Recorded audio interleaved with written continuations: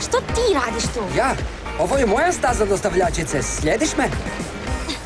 Da, u stvari, potegnula sam skroz iz Meksika u rolama samo da bih opet vidjela snova. Znaš što? Sumnjam da nam je sudbina da se sudaramo. Ne, nisam se ja u tebe sudarila, nego ti u mene.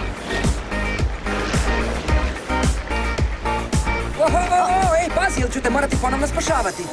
Gle, ti mene očito želiš srušiti na pod. Majde s Bogom! Hej!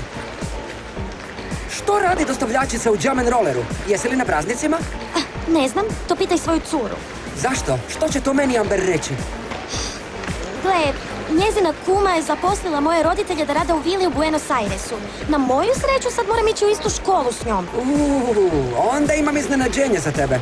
Mi idemo u istu školu, All Blake. Kako lijepa vijest, ali srećom ja sam jedan razred niže od vas. To nema veze, viđat ćeš me svaki dan. Da, tebe i još hrpu drugih koje ne poznaju. Kakve veze imaju drugi kad si sa kraljem staze?